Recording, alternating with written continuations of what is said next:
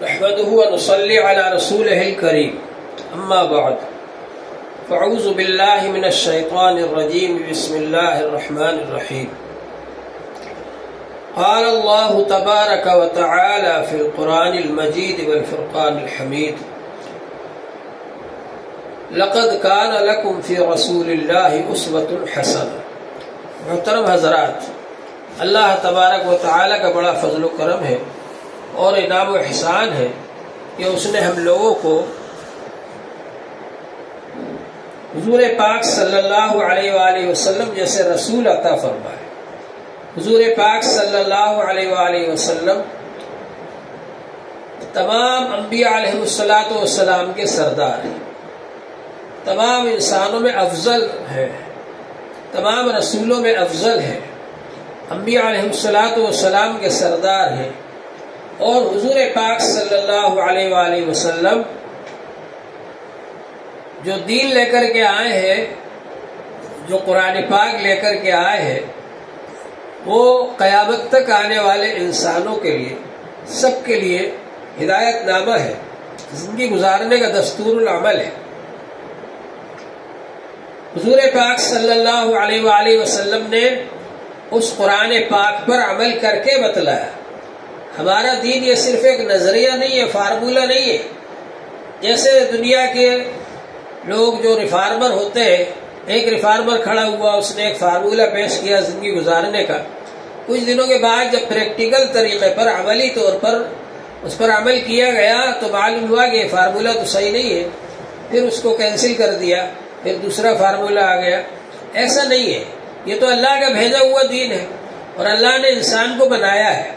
تو اللہ تعالیٰ کو معلوم ہے کہ انسان کون سے کام کرے گا تو اس کے لیے فائدہ مند ہے، اس کی زندگی کے لیے، اس کی صحت کے لیے اور اس کے سماج کے لیے، وہ کام اللہ نے کرنے کا حکم دیا، اور جو چیزیں اللہ کو معلوم ہے کہ انسان کے لیے نقصان دہ ہے ان سے منع فرما دیا۔ تو یہ اللہ کا بھیجا ہوا دین ہے، انسان کی فطرت کے مطابق ہے۔ انسان جب اس کے مطابق عمل کرتا ہے تو اس کو فائدہ ہوتا ہے، اور اس کے خلاف عمل کرتا ہے تو اس کو نقصان ہوتا ہے۔ تو یہ دین اللہ تعالی نے بھیجا، حضور پاک صلی اللہ علیہ وآلہ وسلم کے ذریعے سے بھیجا۔ حضور پاک صلی اللہ علیہ وآلہ وسلم نے صرف قرآن پاک کو پڑھایا نہیں، یہ نہیں کہا کہ پڑھ لو، بلکہ اس پر عمل کر کے بتلایا۔ حضرت عائشہ صدیقہ رضی اللہ تعالی عنہ سے پوچھا صحابہ کرام نے کہ حضور صلی اللہ علیہ وآلہ وسلم کے اخلاق کیا تھے،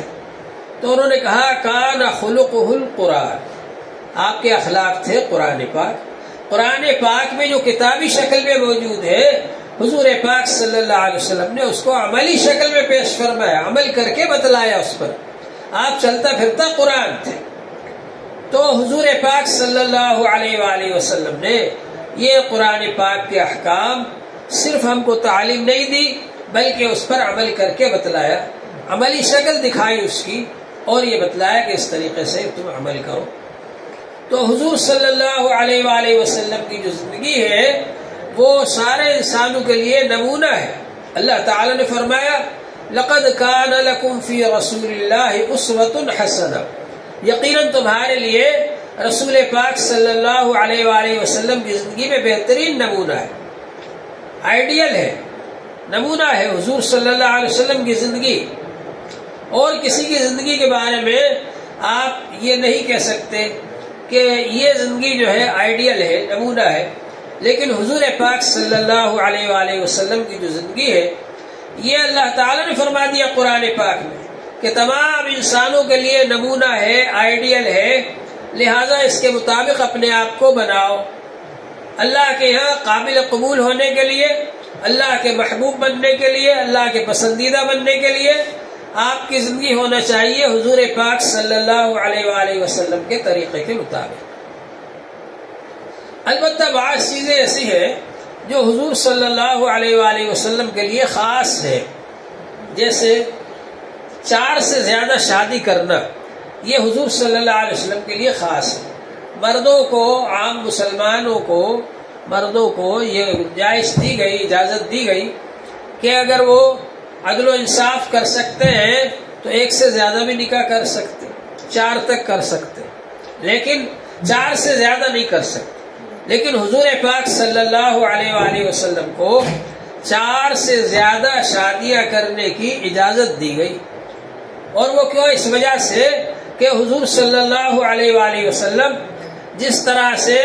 مردوں کے نبی ہیں ایسے ہی عورتوں کے بھی نبی ہیں۔ تو مرد تو حضور صلی اللہ علیہ وآلہ وسلم سے تعلیم حاصل کر لیتے ہیں، آپ کیا عمل کر رہے ہیں وہ آ کر دیکھ لیتے ہیں، لیکن عورتیں حضور صلی اللہ علیہ وسلم کے پاس عام طور پر نہیں آ سکتی اور ہر وقت کوئی مسئلہ نہیں پوچھ سکتی، اور بعض مسائل ایسے بھی ہیں جو عورتوں کے خاص مسائل ہیں، جو شرمیلے مسائل ہیں، تو ظاہر ہے کہ حضور صلی اللہ علیہ وسلم بھی عام عورتوں کے سامنے اس کو بیان نہیں فرما سکتے۔ تو حضور صلی اللہ علیہ وسلم کو 4 سے زیادہ شادیاں کرنے کی اجازت دی گئی تاکہ مختلف قبیلوں کی، مختلف خاندانوں کی خواتین آپ کے نکاح میں آئیں، اور وہ پھر ان خواتین کو تعلیم دیں آپ سے سیکھ کر، جو خواتین کے آپ سے نہیں پوچھ سکتی۔ تو اس طرح سے حضور صلی اللہ علیہ وسلم کو دین سکھانے کی غرض سے اور دین پھیلانے کے مقصد سے 4 سے زیادہ عورتوں سے نکاح کرنے کی اجازت دی گئی۔ لیکن حضور پاک صلی اللہ علیہ وآلہ وسلم کی زندگی کو اگر آپ دیکھیں تو آپ نے نہایت پاکیزہ زندگی گزاری۔ حضور پاک صلی اللہ علیہ وآلہ وسلم کو نبی بنائے جانے سے پہلے بھی عرب کے لوگ صادق اور امین کہتے تھے، سچا اور امانت دار کہہ کر خطاب کرتے تھے، نام نہیں لیتے تھے۔ نبی بنائے جانے سے پہلے بھی حضور صلی اللہ علیہ وآلہ وسلم کو لوگ جج مانتے تھے، فیصلہ کراتے تھے اپنا۔ نبی بنائے جانے سے پہلے بھی اپنی امانتیں لا کر حضور صلی اللہ علیہ وآلہ وسلم کے پاس رکھتے تھے، امانت دار سمجھتے تھے کہ یہ ہماری امانتیں واپس کر دیں گے۔ جب آپ نبی بن گئے اور نبی بنائے جانے کے بعد آپ نے اعلان فرمایا کہ اب میں نبی بن گیا ہوں اللہ کا، میرے اوپر ایمان لاؤ، تو کچھ لوگوں نے آپ کا انکار کیا، اور اس وجہ سے انکار کیا کہ وہ یہ سمجھ رہے تھے کہ اگر ہم ان کو نبی مان لیں گے تو ہمیں ان کی اطاعت کرنا پڑے گی، فرما برداری کرنا پڑے گی، اور ہمارے بہت سارے جو منمانے کام چل رہے ہیں وہ سب چھوڑنا پڑیں گے۔ حضور پاک صلی اللہ علیہ وآلہ وسلم کی دعوت پر کمزور لوگ ایمان لے آئے۔ حضور صلی اللہ علیہ وسلم نے لوگوں کو غلامی سے چھڑایا، آزاد کروایا، غلامی کا سلسلہ ختم فرمایا۔ تو مکے کے سردار آپ کے مخالف ہو گئے، دشمن ہو گئے، کہ جن لوگوں کو ہم نے غلام بنا کر رکھا تھا، جن سے ہم کام کراتے تھے، خدمت لیتے تھے، وہ سب تو ان کے ساتھ ہو گئے، اور اب ہمارا کام کون کرے گا، ہماری خدمت کون کرے گا؟ تو وہ لوگ جنہوں نے انسانوں کو غلام بنا رکھا تھا، وہ لوگ حضور صلی اللہ علیہ وسلم کے خلاف ہو گئے۔ حضور صلی اللہ علیہ وسلم نے غلامی کا سلسلہ ختم فرمایا اور یہ بتلایا کہ سب انسان ایک اللہ کے بندے ہیں، لہذا کسی کو کسی کا غلام بنانے کا حق نہیں ہے۔ غلامی کا سلسلہ آپ نے ختم فرمایا، بلکہ بہت سارے مسائل میں غلام آزاد کرنے کے لیے آپ نے تاکید فرمائی کہ اس مسئلے میں بھی غلام کو آزاد کیا جائے گا تو کفارہ ہو جائے گا، اس مسئلے میں بھی غلام کو آزاد کیا جائے گا تو کفارہ ہو جائے گا، بہت سارے مسائل ایسے۔ تو غلامی کا سلسلہ ختم فرمایا، لڑکیوں کو زندہ دفن کر دیتے تھے وہ سلسلہ ختم فرمایا، عورتوں کے ساتھ میں برا سلوک کرتے تھے وہ سلسلہ آپ نے ختم فرمایا، عورتوں کو برابری کے حق دیے آپ نے، میراث میں بھی حق دیا عورتوں کو، اور عورتوں کو اس بات کا بھی حق دیا کہ وہ اپنی بات رکھ سکتی ہے۔ باندی اگر آزاد ہو جائے تو اب وہ چاہے تو غلامی میں جس شوہر کے پاس تھی اس کے پاس رہے یا نہ رہے۔ اس طرح کے بہت سارے حقوق آپ نے دیے، عورتوں کو بھی حقوق دیے، مردوں کو بھی حقوق دیے، بچوں کو بھی حقوق دیے، بڑوں کو بھی حقوق دیے، مزدوروں کو بھی حقوق دیے۔ تو اس کی وجہ سے آپ کا یہ دین پھیلتا چلا گیا۔ حضور پاک صلی اللہ علیہ وآلہ وسلم پر کفار مکہ نے بہت سارے اعتراضات کیے، یہ کہا کہ یہ تو ساحر ہے، جادوگر ہے، جو ان کے پاس جاتا ہے ویسے ہی ہو جاتا ہے، کیونکہ حضور صلی اللہ علیہ وآلہ وسلم کے پاس جو آتا تھا تو حضور صلی اللہ علیہ وسلم اس کو قرآن پاک سناتے تھے، اور قرآن پاک سن کر وہ مسلمان ہو جاتا تھا۔ تو کہتے تھے یہ جادوگر ہے، جادو کرتے۔ جو بھی حضور صلی اللہ علیہ وسلم کے پاس آتا آپ اس کو ایمان کی دعوت دیتے وہ مسلمان ہو جاتا۔ اسی طرح سے حضور پاک صلی اللہ علیہ وآلہ وسلم غیب کی باتیں بتلاتے تھے، کیونکہ اللہ نے آپ کو بتلائی،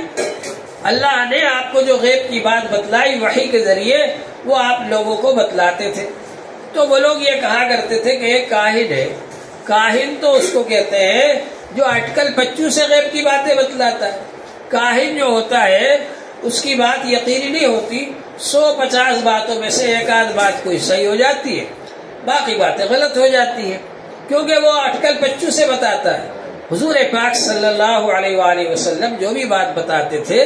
آپ اللہ کی وحی سے بتاتے تھے، لہذا وہ 100% صحیح ہوتی تھی۔ لیکن وہ لوگ یہ کہا کرتے تھے کہ کاہن ہے، غیب کی باتیں بتلاتے۔ تو اس طرح کے بہت سارے الزامات انہوں نے لگائے، لیکن کسی بھی کافر کو یہ ہمت نہیں ہوئی کہ حضور پاک صلی اللہ علیہ وسلم کے کیریکٹر پر حملہ کرے، حضور پاک صلی اللہ علیہ وسلم کے کردار کشی کرے، حضور پاک صلی اللہ علیہ وسلم کے اخلاق پر اور کردار پر انگلی اٹھائے۔ کسی کو یہ ہمت نہیں ہوئی، حتیٰ کہ ان لوگوں نے آپ کو نکال دیا مکہ شریف سے، قتل کا اعلان کر دیا کہ جو بھی سر قلم کر کے لائے گا اس کو 100 اونٹ انعام میں ملیں گے،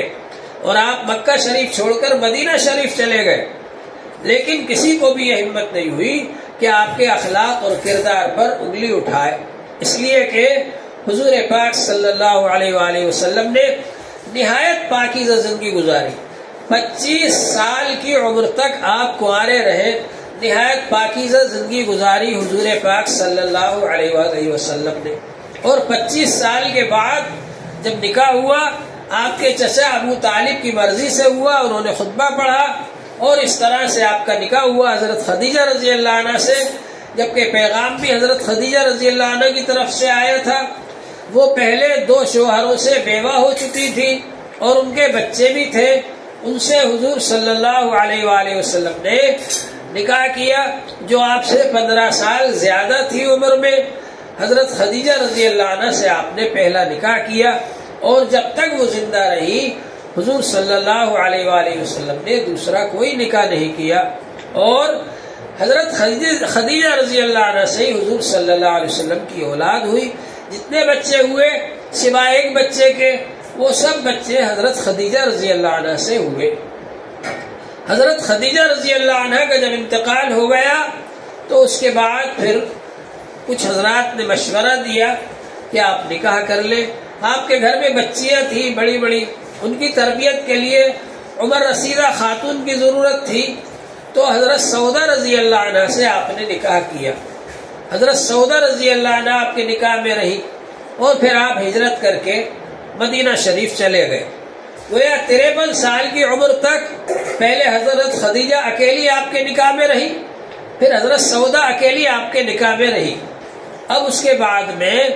حضرت عائشہ رضی اللہ عنہ سے نکاح ہوا آپ کا، اور رخصتی ہوئی مدینے جانے کے بعد۔ اب حضرت عائشہ رضی اللہ عنہ کے بارے میں ایک روایت یہ ہے کہ ان کی عمر 7 سال کی تھی یا 6 سال کی تھی نکاح ہوا جب، اور رخصتی ہوئی مدینے جانے کے بعد جب 9 سال کی تھی۔ یہ روایت لوگوں نے بنا کر اور اس کی صحیح سند بنا کر مستند کتابوں میں اس کو ٹھوس دیا، داخل کر دیا، اور اسی روایت کو سارے لوگ بیان کرنے لگے اور نقل کرنے لگے۔ اس کا یہ نتیجہ ہے کہ غیر مسلموں کو بھی یہ موقع مل جاتا ہے کہ وہ ہمارے حضور صلی اللہ علیہ وآلہ وسلم کی شان میں گستاخیاں کرتے ہیں اس روایت کی بنیاد پر، اور حضور صلی اللہ علیہ وسلم کی کردار کشی کرتے ہیں۔ اس لیے ہم لوگوں کو یہ سوچنا چاہیے کہ اس روایت پر غور کیا جائے۔ حضرت عائشہ رضی اللہ عنہ ایسی روایت ہرگز بیان نہیں کر سکتی جس میں کہ خود ان کی توہین ہو، اور یہ روایت جو ہے یہ حدیث نہیں ہے۔ حدیث تو اس کو کہتے ہیں اللہ کی بات ہو یا رسول پاک صلی اللہ علیہ وسلم نے فرمایا ہو، نہ تو اللہ نے فرمایا نہ رسول پاک صلی اللہ علیہ وسلم نے فرمایا۔ حضرت عائشہ کی طرف سے ایک بات بنا لی کہ حضرت عائشہ کہتی ہے کہ میرا نکاح ہوا تو میں اتنی چھوٹی تھی کہ گڑیا لے کر کے حضور کے گھر گئی، اور میں حضور کے گھر جا کر بھی گڑیا سے کھیلتی تھی۔ یہ روایت بنا کر کے لوگوں نے اس کے اندر داخل کر دیا بڑی کتابوں کے اندر، حالانکہ وہ مصنفین نے بھی نہیں لکھا ان باتوں کو، بڑے بڑے مصنفین نے نہیں لکھا۔ تو بنو امیہ جن کا کام ہی یہی تھا کہ وہ دین میں خرابیاں پیدا کرتے تھے، دین میں ایسی چیزیں ملا دیا کرتے تھے، عملی طور پر بھی غلط کام کرتے تھے اور اس کی تلاش کرتے تھے کہ دین میں یا بڑے لوگوں سے اس کی تائید ہو جائے، صحابہ کرام سے اس کی تائید ہو جائے جو وہ غلط کام کر رہے ہیں۔ اسی طرح سے وہ غلط روایتیں بنا کر کے اور شامل کر دیا کرتے تھے سندوں کے ساتھ بنا کر، تاکہ لوگ سمجھے کہ صحیح سند سے آیا ہے اور یہ حدیث کی کتاب میں موجود ہے، اس لیے یہ بھی حدیث ہے، جبکہ وہ حدیث ہے ہی نہیں۔ حدیث تو وہ ہے جو اللہ نے فرمایا، جو رسول پاک صلی اللہ علیہ وآلہ وسلم نے فرمایا، وہ حدیث ہے۔ حضرت عائشہ رضی اللہ عنہ کی طرف سے ایک حدیث بنا دی، جبکہ حضرت عائشہ رضی اللہ عنہ بھی ایسی بات نہیں کہہ سکتی جس میں خود ان کی توہین ہو۔ دوسری بات یہ کہ اس زمانے میں تاریخ پیدائش لکھنے کا رواج ہی نہیں تھا۔ عام طور سے ابھی بھی آپ بہت سے لوگوں سے پوچھو آپ کی تاریخ پیدائش کیا ہے، تو کہیں گے صاحب ہاں ہمیں یاد تو نہیں ہے تاریخ پیدائش، تو اب بھی یاد نہیں رکھتے۔ تو اس زمانے میں تو تاریخ پیدائش لکھنے کا رواج ہی نہیں تھا۔ تو ظاہر ہے کہ اگر حضرت عائشہ رضی اللہ عنہ کی عمر کے بارے میں اختلاف ہوا تو دوسری روایت کو کیوں اختیار نہیں کر لیتے؟ حضرت اسماء رضی اللہ تعالی عنہ جو کہ حضرت عائشہ رضی اللہ عنہ سے 10 سال بڑی ہے، مشکات شریف جنہوں نے لکھی ہے خطیب تبریزی رحمۃ اللہ علیہ، انہوں نے ہی الاقبال فی اسماء رجال،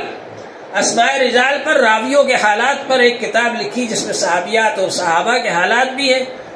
اور وہ مشکات کے آخر میں لگی ہوئی ہے، اور اس میں حضرت اسماء رضی اللہ تعالی عنہ کے حالات میں لکھا ہوا ہے کہ ان کی وفات سن 73 ہجری میں 100 سال کی عمر میں ہوئی، اور وہ حضرت عائشہ رضی اللہ عنہ سے اپنی بہن سے 10 سال بڑی تھی۔ یہ الکمال میں بھی لکھا ہوا ہے، اور ابن کثیر رحمۃ اللہ علیہ نے جو البدایہ والنہایہ لکھی ہے تاریخ، اس میں بھی حضرت اسماء رضی اللہ عنہ کے حالات میں یہی بات لکھی ہوئی ہے کہ سن 73 ہجری میں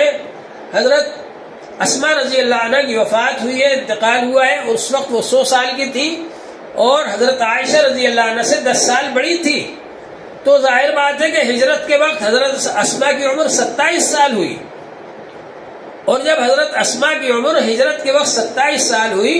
اور ان سے 10 سال چھوٹی ہے حضرت عائشہ رضی اللہ عنہ، تو حضرت عائشہ کی عمر 17 سال ہوئی۔ تو 17 سال میں تو لڑکی بالغ ہوتی ہے اور اس سے نکاح ہو سکتا ہے۔ تو اگر اس روایت کو لے لیں گے کسی کا کوئی اعتراض باقی نہیں رہے گا، لیکن ہم لوگوں نے بس لکیر کے فقیر بن کر جمود اختیار کرتے ہوئے اسی روایت کے پیچھے پڑ گئے اور اس روایت کو نہیں لیتے، جس سے کہ وہ سارے اعتراضات ختم ہو جاتے ہیں۔ تو حضور پاک صلی اللہ علیہ وسلم نے حضرت عائشہ رضی اللہ تعالیٰ عنہ سے بھی جو نکاح فرمایا، تو حضرت عائشہ رضی اللہ عنہ اچھی خاصی بڑی عمر کی تھی، اور صرف وہی ایک کنواری ہے جو حضور صلی اللہ علیہ وسلم کے نکاح میں آئی ہے۔ باقی جتنی بھی بیویاں ہیں وہ یا تو بیوہ ہے یا طلاق شدہ ہے جو حضور صلی اللہ علیہ وسلم کے نکاح میں آئی، اور وہ اس مقصد سے ان کو نکاح میں آپ لائے تاکہ وہ دین کو سیکھیں اور دوسروں کو سکھائیں، اور خواتین میں بھی دین اسلام پھیلے اور ان کو دینی مسائل معلوم ہو اور دینی تعلیمات ہماری آگے بڑھے۔ اس مقصد سے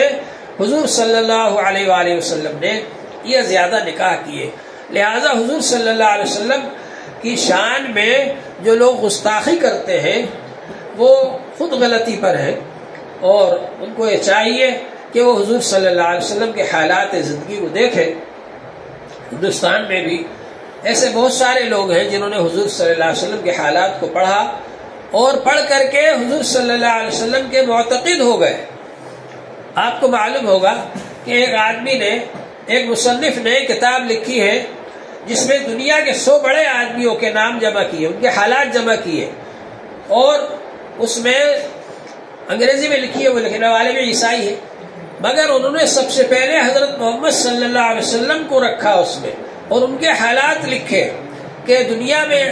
سارے لوگوں میں سب سے اچھے 100 آدمی، اور ان میں سب سے اچھے، سب سے باکمال حضرت محمد صلی اللہ علیہ وسلم۔ حالانکہ وہ لکھنے والے عیسائی ہیں، اگر وہ چاہتے تو سب سے پہلے حضرت عیسیٰ علیہ السلام کا نام لکھ دیتے۔ ہندوستان کے ہی ایک صاحب نے، ان کا یہ کہنا ہے کہ میں بہت خلاف تھا قرآن پاک کے اور مسلمانوں کے، اور میں نے قرآن پاک پڑھا، اور اس کے بعد جب میں نے حضرت محمد صلی اللہ علیہ وسلم کی زندگی کے حالات پڑھے تو میری آنکھیں کھل گئی، اور اس کے بعد پھر میرے جتنے اعتراضات تھے قرآن پر، مسلمانوں پر، سب ختم ہو گئے۔ تو حضور صلی اللہ علیہ وسلم کی سیرت پاک ایسی چیز ہے کہ اگر کوئی آدمی اس کو پڑھ لے سچے دل سے تو حقیقت یہ ہے کہ اس کی آنکھیں کھل جاتی. تو حضور صلی اللہ علیہ وسلم پر اعتراضات کرنا یہ اچھا نہیں ہے. حضور صلی اللہ علیہ وسلم نے نہایت پاکیزہ زندگی گزاری ہے، اور یہ ہم لوگوں کی کمی ہے کہ ہم لوگوں نے حضور پاک صلی اللہ علیہ وسلم کے حالات کو، آپ کی زندگی کو، آپ کے اخلاق کو سب کے سامنے بیان نہیں کیا، بتلایا نہیں. خاص طور سے غیر مسلموں کو بتلانا چاہیے. حضور پاک صلی اللہ علیہ وسلم کے ایسے اخلاق ہیں، ایسی عادتیں ہیں کہ ساری دنیا کے لوگ اس بات کو مانتے ہیں. اور یہی وجہ ہے کہ آج بھی مذہب اسلام سب سے زیادہ تیزی سے دنیا میں پھیل رہا ہے، اور لوگ اسلام کو پڑھ رہے ہیں، حضور صلی اللہ علیہ وسلم کے حالات کو پڑھ رہے ہیں اور دین کو قبول کر رہے ہیں. ہماری یہ کوشش ہونا چاہیے کہ ہم خود بھی حضور صلی اللہ علیہ وسلم کے طریقے کے مطابق زندگی میں عمل کریں، اپنی زندگی کو حضور صلی اللہ علیہ وسلم کے طریقے کے مطابق بنائیں. لقد کان لکم فی رسول اللہ اسوۃ حسنہ، سب سے بہترین نمونہ اللہ تعالی کی طرف سے قرار دیا گیا حضور صلی اللہ علیہ وسلم کی زندگی کو. ہم سب کے لیے حضور کی زندگی کو اپنی زندگی کے لیے نمونہ بنائیں اور حضور صلی اللہ علیہ وسلم کی سنتوں کے مطابق عمل کریں. اللہ تبارک و تعالی نے فرمایا ہے قل ان کنتم تحبون اللہ فاتبعونی، آپ کہہ دیجئے اگر تم مجھ سے محبت رکھتے ہو، اللہ سے محبت رکھتے ہو، تو رسول اللہ صلی اللہ علیہ وسلم کے طریقے کے مطابق چلو، اپنی زندگی کو بناؤ حضور صلی اللہ علیہ وسلم کے طریقے کے مطابق، تو اللہ تعالیٰ خود تم سے محبت رکھنے لگیں گے. آج تم دعویٰ کرتے ہو کہ ہم اللہ سے محبت کرتے ہیں، اگر تم سنت کے مطابق عمل کرنے لگو گے، حضور صلی اللہ علیہ وسلم کے طریقے کے مطابق زندگی گزارنے لگو گے، تو اللہ تبارک و تعالیٰ تم کو محبوب بنا لیں گے، اللہ تعالیٰ خود تم سے محبت کرنے لگیں گے. ہماری یہ کوشش ہونا چاہیے، ہمارا یہ جذبہ ہونا چاہیے کہ ہم حضور صلی اللہ علیہ وسلم کے طریقے کے مطابق زندگی گزارنے والے بن جائیں. اپنے اخلاق و عادات میں، اپنے اعمال میں، اپنے حالات میں، ہر چیز میں، معاشرت میں، معاملات میں، ہر چیز میں حضور صلی اللہ علیہ وسلم کے طریقے کو اختیار کریں. اللہ جل شانہ ہم سب کو اس کی توفیق عطا فرمائے. وآخر دعوانا ان الحمد للہ رب العالمین.